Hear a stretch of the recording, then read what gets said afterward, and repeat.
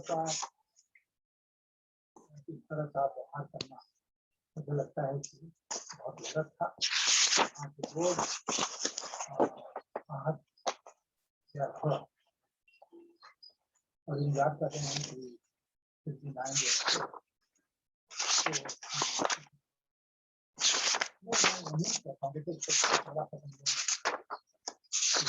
बच्चे आए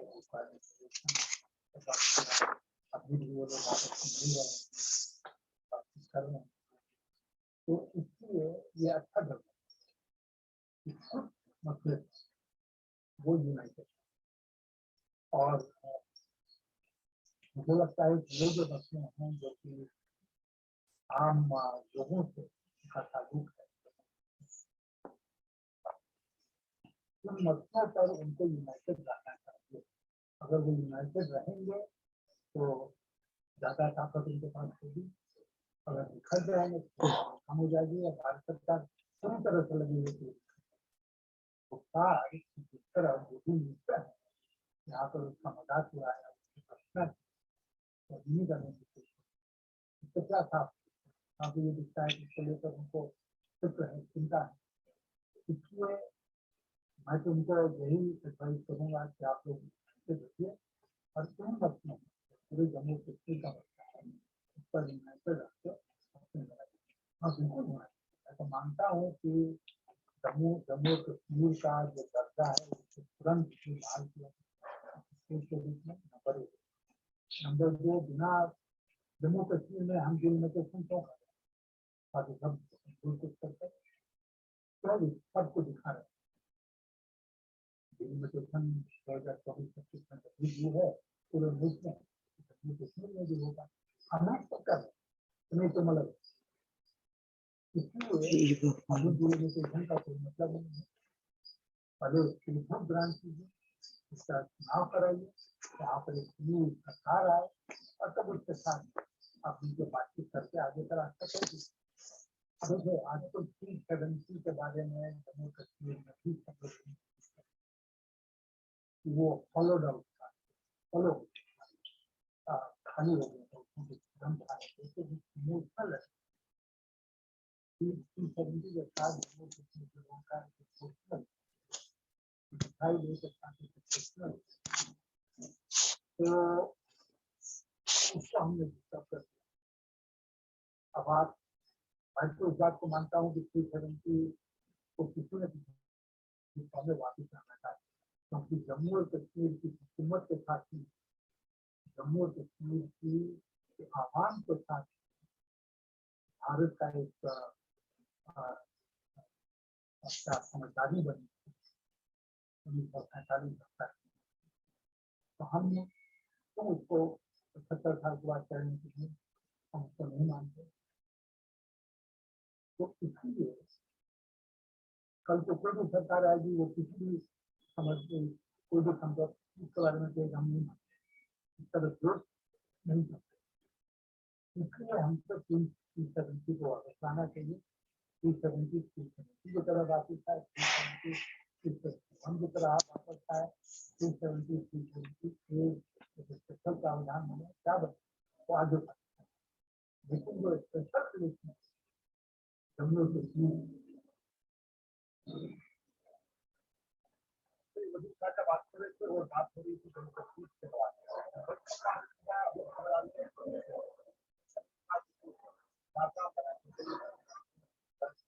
की तरफ से वो खबर से आ रही है कि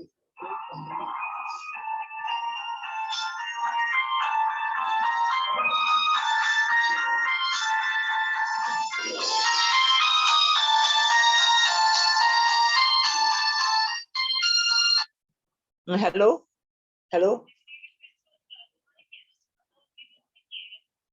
हेलो वालेकुम अस्सलाम। मैं करवान सो करवान मे ओस नमनी क्लास क्या क्लास लग मे होनी के वो लग मे ओस यमो त्रोमुत ये। चलो ठीक मैं कर सो बात ठीक चलो ठीक।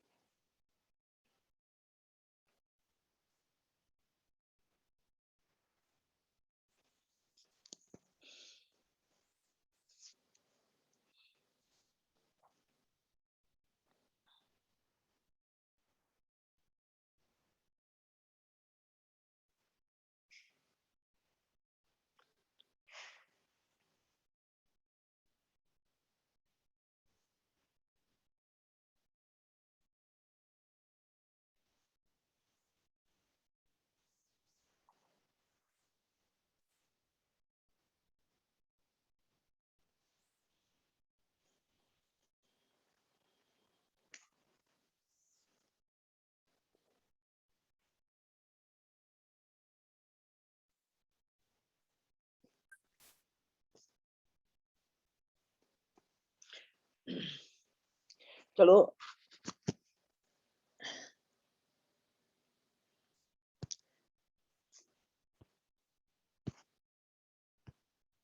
टेंथ क्लास स्टूडेंट्स, अस्सलाम वालेकुम वरहमतुल्लाहि वबरकातुहू। वालेकुम अस्सलाम मैम, अस्सलाम वालेकुम। ठीक से अच्छे से हैं? तो आज मैं आपको रिवीजन में गजल फिर से समझाऊंगी, गजल क्या होती है। ये अहम अहम चीजें हैं जो मैं आपको, जिसमें से आता है आपको एक क्वेश्चन जो 6 मार्क्स का होता है आपको। तो ये मैं पहले आपको समझाऊंगी ये असनाफ के बारे में। तो ये असनाफ में से हैं, गजल भी एक असनाफ है। तो गजल मैं आज आपको समझा रही हूँ दोबारा। तो गजल के माने, लघवी के माने हैं डिक्शनरी। आप गौर से सुनना, याद रखना है क्या है ये गजल। इसके ये जो लुगात के माने हैं, डिक्शनरी के माने, लुगात बोलते हैं उर्दू में, डिक्शनरी बोलते हैं अंग्रेजी में। तो के माने हैं औरतों से बातें करना या औरतों के मुताबिक बातें करना। ये गजल की अहम चीज है। शायर इसमें या औरतों के बारे में लिखता है या ऐसा लगता है कि औरतों से बातें कर रहा है शायर। इस्तिलाही गजल, इस्तिलाह शार में जो शायरी है, मैंने कहा ये बहुत सारी सनफें हैं। गजल है, नज्म है, रुबाई है, कसीदा है। तो इनको कहते हैं असनाफ।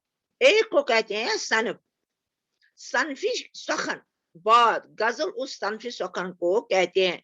सखन कहते हैं बात को, सनफी सखन बात करने का सनफ जो है, जिसके पहले शार के दोनों मिसरे आपस में हम काफिया, हम रदीफ और हम बहर होते हैं। ये मैं आपको बार बार बताती हूँ जब मैं आपको पढ़ाती हूँ कि हम काफिया क्या होता है, हम रदीफ क्या होता है, हम बहर क्या होता है। हम काफिया जिसके दोनों मिसरे एक ही वजन पर खत्म हो जाते हैं। एक ही लफ्ज अगर एक लफ्ज के पीछे है तो एक मिसरे के पीछे है तो दूसरे मिसरे के बाद के वहां भी है ही होगा। एक के आया होगा तो दूसरे मिसरे पर भी ऐसा ही होगा।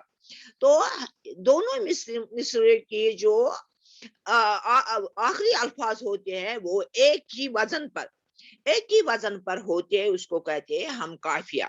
और काफिया से पहले जो लफ्ज होता है, लास्ट वाले लफ्ज को काफिया कहते हैं। जो उससे पहले लफ्ज होता है उसको बोलते हैं रदीफ। हम काफिया और हम रदीफ होते हैं ये गजल के पहले दोनों मिसरे। एक शार में दो मिसरे होते हैं।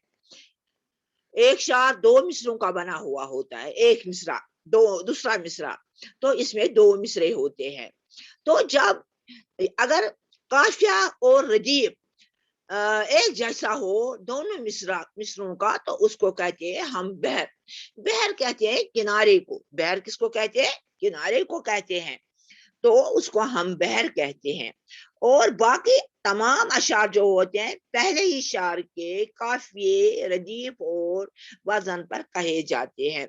उसी जिस तरह से पहला शार जिस काफिये का होता है, रदीफ का होता है, वजन का होता है, उसी शार पर बाकी शार भी कहे जाते हैं। मगर गजल की एक बात है कि गजल में एक ही बात बयान नहीं की जाती है। गजल में एक शार में एक बात शायर कहता है और दूसरे शार में दूसरी बात शायर कहता है।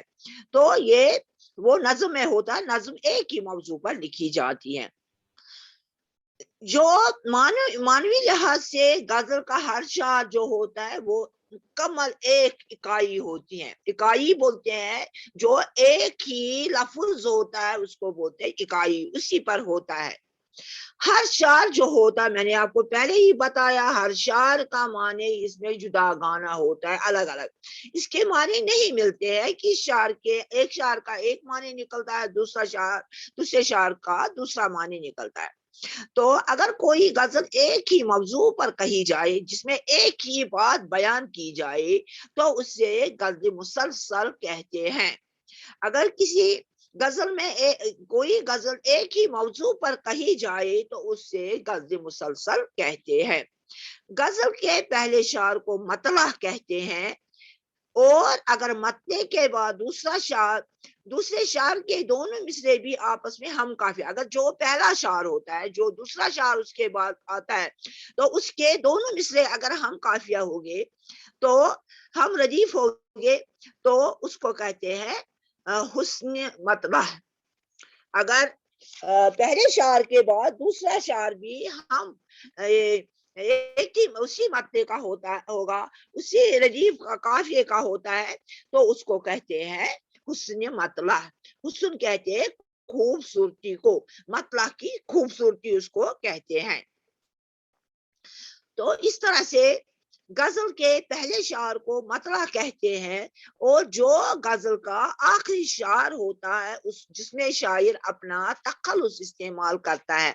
تخلص وہ چھوٹا سا نام جو شاعر اپنی شاعری میں بیان کرتا ہے، لکھتا ہے، اس کا وہ نام نہیں ہوتا ہے۔ جس طرح سے ہم پڑھتے ہمارے سامنے یہ ہے شوریدہ کشمیری کی ایک غزل ہے ہمارے سامنے، تو شوریدہ اس نے رکھا ہے تخلص، شوریدہ کشمیری، اصل نام اس کا نام ہے غلام محمد ملک، مگر اس نے شوریدہ کشمیری جو رکھا ہے وہ اس نے میر رکھا ہے، کسی نے غالب رکھا ہے، کسی نے تنہا رکھا ہے، کسی نے، تو مختلف شعراء مختلف یہ تخلص رکھتے ہیں تو وہ اپنے نام کے ساتھ ملاتے ہیں۔ یہی تخلص شاعر آخری شعر میں استعمال کرتا ہے، اس کو مقطع کہتے ہیں۔ تو غزل کے آخری شعر کو مقطع کہتے ہیں، اس میں عام طور پر شاعر جو ہوتا ہے اپنا تخلص استعمال کرتا ہے۔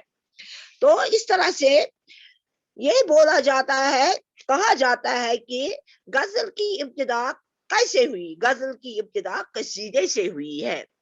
قدیم عربی شاعری میں قصیدے کے شروع میں کچھ اشعار معشوق کی یاد میں یا موسم بہار کی آمد وغیرہ پر لکھے جاتے تھے، تو ان اشعار کو تشبیہ کہتے، کسی چیز کو کسی چیز کے مانند ٹھہرانا، بولنا، یہ چیز یہ باغ یہ آپ کا چہرہ گلاب جیسا ہے، آپ کے ہونٹ بادام جیسے ہے، آنکھیں بادام جیسے، تو اس کو کہتے ہیں تشبیہ۔ تشبیہ بھی اسی سے بنتا ہے۔ تو تشبیہ کے مضامین پر مبنی اشعار قصیدے کے آزانہ طور پر بھی کہے جانے لگے، اس طرح غزل وجود میں آئی۔ تو کیا کہا جاتا ہے غزل کی ابتدا کیسے ہوئی ہے؟ یہ قصیدے سے ہوئی ہے۔ قدیم عربی شاعری میں قصیدے کے شروع میں کچھ اشعار کیسے لکھے جاتے ہیں؟ معشوق کی یاد میں لکھے جاتے تھے، محبوب کی یاد میں لکھے جاتے ہیں، موسم بہار کی آمد پر لکھے جاتے۔ ان اشعار کو کیا کہا جاتا ہے؟ ان کو تشبیہ کہا جاتا ہے۔ تشبیہ کے مضامین پر مبنی اشعار قصیدے کے علاوہ آزادہ طور بھی کہے جانے لگے۔ اس طرح غزل وجود میں پہلے قصیدے کہے گئے اور قصیدے کے بعد آئے یہ غزلیں شروع ہوئی ہیں۔ تو یہ میں آپ کو پھر سے بتاؤں گی کہ یہ کیا ہوتی ہیں، غزل کیا ہوتی ہے، کشمیری پٲٹھۍ کہ غزل کیا چھِ آسان۔ غزل چھِ آسان، غزلٕکۍ یُس زن ڈکشنری معنی چھُ، یُس لۄکٹُک معنی اتھ منٛز چھُ زنانن سۭتۍ کتھٕ کرنہِ یا زنانن متعلق کتھٕ کرنہِ۔ شاعرن ہندِس اصطلاحس منٛز چھِ غزل کتھن ہندِس تتھ صنفس ونان ییٚمِکۍ یِم زن گۄڈنیتھٕکۍ شعرٕکۍ دۄشوے مصرٕ پانہٕ ؤنۍ ہم قافی، ہم ردیف تہٕ ہم بہر آسان چھُ۔ قافی تہِ سمجھو مےٚ تۄہہِ کیٛاہ گوٚو، ردیف تہِ سمجھو مےٚ تۄہہِ کیٛاہ گوٚو، بہر تہِ سمجھو مےٚ تۄہہِ کیٛاہ گوٚو۔ تہٕ باقٕے تمام شعر چھِ آسان گۄڈنیتھ کِسی شعر کِس قافیس، ردیفس تہٕ وزنس پٮ۪ٹھ آمٕتۍ لیکھنہٕ۔ معنی لحاظ سے چھِ غزل پننہِ جایہِ اکھ أکِس شعرس اکھ پنُن وجوٗد آسان، پنٕنۍ اکھ الگ اِکایی چھِ یہِ آسان۔ پرٛٮ۪تھ کُنہِ شعرُک مطلب چھُ آسان الگ الگ جُدا گانہٕ۔ تہٕ اگر کُنہِ غزلس منٛز کانٛہہ غزل أکسٕے موضوٗعس پٮ۪ٹھ لیکھنہٕ یِیہِ تتھ چھِ ونان غزلہِ مُسلسل۔ یُس زن أکسٕے موضوٗعس پٮ۪ٹھ غزل یِیہِ لیکھنہٕ تتھ چھِ ونان غزلہِ مُسلسل۔ غزلہِ کِس گۄڈنِکِس شعرس چھِ ونان مطلع، تہٕ مطلع پتہ اگر دویم شعر تہ آسہِ دویمہِ شعرٕکۍ دۄنوَے مِثرا آسن اکی کافی اکی ردیٖفٕکۍ تتھ چھِ ونان حُسنِ مطلع تہٕ غزلہِ کِس ٲخری شعرس چھِ ونان مقطع یتھ منٛز شٲعر پنُن تخلُص استعمال چھِ یِوان کرنہٕ تہٕ وننہٕ چھُ یِوان کہِ غزلٕچ ابتدا ہسا گٔے قصیٖدٕ پٮ۪ٹھٕ قصیٖد آیہِ گۄڈٕ لیکھنہٕ پتہٕ آیہِ غزل لیکھنہٕ قدیٖم عربی شٲعری منٛز چھِ قصیٖد یِوان قصیٖد شروٗعس منٛز یِوان کینٛہہ اشعار لیکھنہٕ محبوٗب سٕنٛدِس یادس منٛز یا موسمِ بہار کِس آمدس پٮ۪ٹھ چھِ یِوان یِم یِنس پٮ۪ٹھ چھِ یِم شعر یِوان لیکھنہٕ یِمن شعرن چھِ ونان تشبیٖب تشبیٖبٕکۍ مضامیٖنن پر مبنی اشعار چھِ آسان قصیٖدٕ علاوٕ آزاد طور پر تہِ یِوان وننہٕ یِتھ کٔنۍ آو غزل وجوٗدس منٛز ادھر اسلام سے پہلے کیا تھا اسلام سے پہلے عربی میں ایک طرح کی شاعری وجود میں آ چکی تھی عرب میں ایک قسم کی شاعری وجود جسے ازری شاعری کہا جاتا تھا اس کو ازری شاعری کہتے تھے یہ نام اس لیے پڑا کہ یہ شاعری ازری نامی ایک قبیلے میں بہت پسند کی جاتی تھی بہت مقبول تھی بلکہ ازریوں کو ہی اس کا موجد یعنی جنہوں نے غزل کی ابتدا کی جنہوں نے لکھی ہے غزلیں اس کا غزلوں کا کہنے والا ازریوں کو ہی کہا جاتا ہے اس شاعری کو غزل نہیں کہتے لیکن اس میں غزل کی تمام صفات موجود تھی یعنی نظم میں ہر شعر الگ الگ مضمون کا ہوتا تھا یعنی مطلع ہم قافیہ ہوتا تھا یہ تو اس کا مطلع ہم قافیہ ہوتا تھا یہ آپ کے لیے بہت کافی ہے اتنا جتنا میں نے آپ کو غزل کے بارے میں بتایا ہے کہ یہ امتحان میں آپ کو آتا ہے غزل اس میں آپ کو 6 مارکس ہوتے ہیں جو پہلا پیرا میں نے آپ کو سمجھایا ہے کہ غزل کیا ہے اور کس سے لکھی اس میں کتنے اشعار ہوتے ہیں اس میں ہوتے ہیں 7 اشعار بھی ہوتے ہیں اس میں 12 اشعار بھی 14 اشعار بھی اس ایک غزل میں ہوتے ہیں تو میں نے آپ کو سمجھایا کہ غزل کیا ہوتی ہے جو پہلا پیرا میں نے آپ کو بتایا یہی آپ کے لیے کافی ہے اگر آپ اس کو اچھی طرح سے یاد کریں گے اور اچھی طرح سے لکھیں گے تو پھر آپ کو پورے مارکس مل جائیں گے اس کے آپ کو سمجھ میں آیا میں نے کیا بتایا آپ کو غزل کے بارے میں یس میم ہاں جب میں آپ سے پوچھوں گی تو مجھے بتاؤ کیا سمجھ میں آیا آپ کو مصرع کس کو کہتے ہیں آپ مجھے بتا مصرع کس کو کہتے ہیں مصرع چلو بتاؤ مجھے مصرع کس کو کہتے ہیں چلو بتاؤ مصرع کس کو کہتے ہیں مصرع ہاں آپ بتاؤ مجھے مصرع کس کو کہتے ہیں میں نے آپ کو بھی سمجھایا مصرع کس کو کہتے ہیں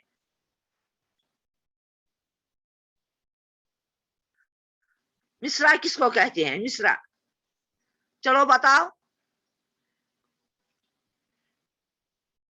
رول نمبر 3 زینب مشتاق آپ بتاؤ کس کو مصرع کہتے ہیں زینب مشتاق نرین آپ بتاؤ رول نمبر 25 آپ بتاؤ مصرع کس کو کہتے ہیں بتاؤ کس کو مصرع کہتے ہیں آپ کلاس دے بھی رہی ہیں یا نہیں کس کو مصرع کہتے ہیں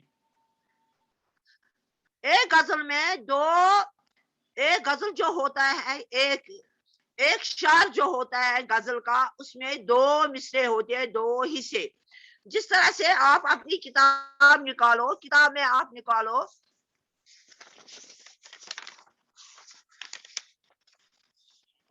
نکالو پہلا لیسن جو ہے آپ کا میر تقی میر تو اس میں ہے ہمارے آگے تیرا جب کسوں نے نام لیا دل ستم زدہ کو ہم نے تھام لیا یہ ہے ایک شعر اس میں 2 مصرے ہیں اسی کو کہتے ہیں مصرے جو ایک شعر ہوتا ہے بار بار میں آپ کو سمجھاتی ہوں مصرع کس کو کہتے ہیں تو آپ کو پتا ہی نہیں ہے مصرع ہوتا ہے جو ایک شعر ہوتا ہے ایک شعر 2 مصروں کا بنا ہوا ہوتا ہے اس کو مصرع کہتے ہیں تو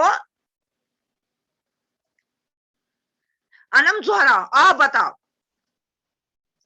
ہم قافیہ کس کو کہتے ہیں ہم قافیہ جو ایک ہی ہم کافی ہوگے جو ایک ہی ساؤنڈ پہ ہوگا مطلب ایک ہی جس کا یہ ہوگا ایک ہی جیسے ہاں غزل کا Yes, ma'am. پہلا شعر جو ہوتا ہے وہ ہم قافیہ ہوتا ہے ہم ردیف ہوتا ہے ہم بحر ہوتا ہے यस मैम। गजल के पहले शार को क्या कहते हैं?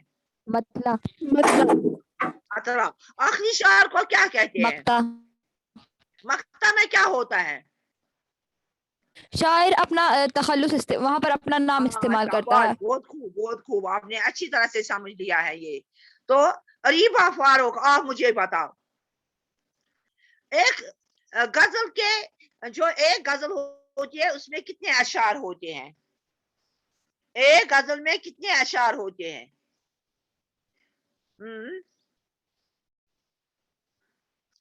7 अशार भी होते हैं, 5 अशार भी होते हैं, 6 भी, 10 भी, 12 भी। तो इस तरह से गजल के अशार की ये कोई भी कैद नहीं है कितने अशार की लिखी जाएगी गजल।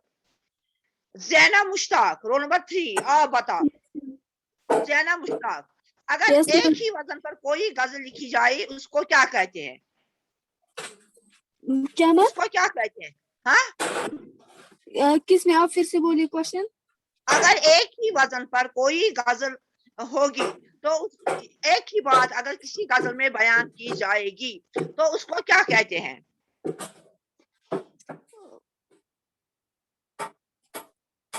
उसको क्या कहते हैं?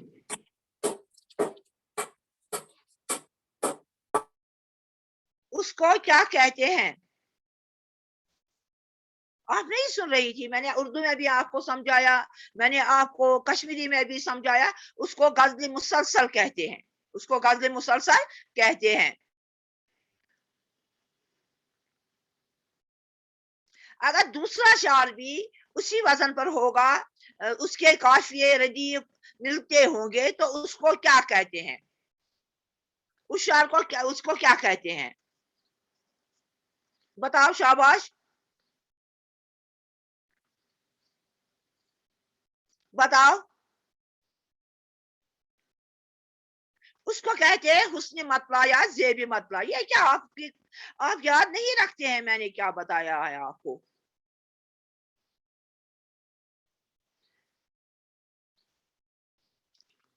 तो ये था आज जो मैंने आपको टॉपिक पढ़ाया, वो था गजल।